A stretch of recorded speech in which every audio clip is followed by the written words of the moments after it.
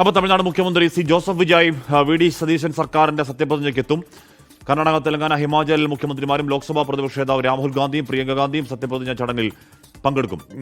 റിനു ശ്രീധർ വിവരങ്ങളുമായി ചെയ്യുന്നു. റിനു, അല്ലെങ്കിൽ തന്നെ നേരത്തെ പറഞ്ഞതുപോലെ 10 വർഷത്തെ അധികാര വളർച്ചയ്ക്ക് ശേഷം വരുന്ന ഒരു അധികാരം, അപ്പോൾ അതിന് വി ഡി സതീശൻ മുഖ്യമന്ത്രിയാകുന്നു. UDF പ്രവർത്തകർ വലിയ ആവേശത്തിൽ കേരളത്തിന്റെ നാനാഭാഗത്തുനിന്ന് അങ്ങോട്ടേക്ക് ആളുകൾ എത്താൻ ഇടയുണ്ട്. അതിൻ്റെ കൂടെ വിജയ് കൂടെ വരികയാണെങ്കിൽ വലിയ സുരക്ഷാ ക്രമീകരണം ആ ദിവസം വേണ്ടിവരും. റിനു,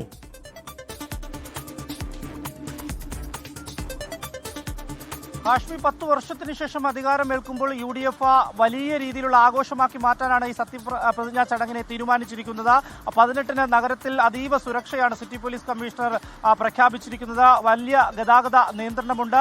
ഒപ്പം പ്രത്യേകം പാസ് ഉണ്ടെങ്കിൽ മാത്രമേ ഈ സത്യപ്രതിജ്ഞാ ചടങ്ങ് നടക്കുന്ന സ്ഥലത്തേക്ക് എത്തുവാൻ വേണ്ടി കഴിയൂ എന്നുള്ളതാണ് ഏറ്റവും പ്രധാനപ്പെട്ട ഒരു കാര്യം. വാഹനങ്ങൾ പോലും പാർക്ക് ചെയ്യുന്നതിന് വേണ്ടി പ്രത്യേക ക്രമീകരണം ഒരുക്കിയിട്ടുണ്ട്. നിലവിൽ 4 സംസ്ഥാനങ്ങളിലെ മുഖ്യമന്ത്രിമാർ പങ്കെടുക്കുന്നു.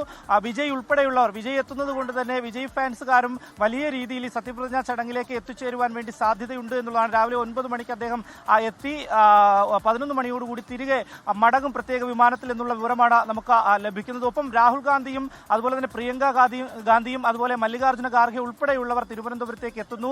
ഇത്രയും VIP-കളെ ഉൾക്കൊണ്ടുകൊണ്ടാണ് ഈ സത്യപ്രതിജ്ഞാ ചടങ്ങ് നടക്കുന്നത് എന്നുള്ളതാണ്. BJP പ്രതിനിധികൾ ഉൾപ്പെടെ അതായത് രാജീവ് ചന്ദ്രശേഖർ അടക്കം ഈ സത്യപ്രതിജ്ഞാ ചടങ്ങിൽ പങ്കെടുക്കുമെന്നുള്ളത് നേരത്തെ തന്നെ അറിയിച്ചിട്ടുണ്ട്.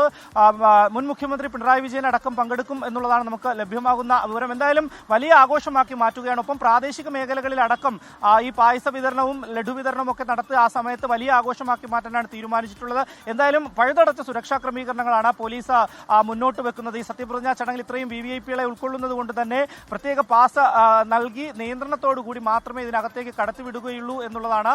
എന്തായാലും കനത്ത സുരക്ഷ, അതിനു വേണ്ടിയിട്ടുള്ള നിയന്ത്രണങ്ങൾ നാളെ വൈകുന്നേരം മുതൽ ആരംഭിക്കുമെന്നുള്ളതാണ് നമുക്ക് ലഭിക്കുന്ന വിവരം. ഹാഷ്മി,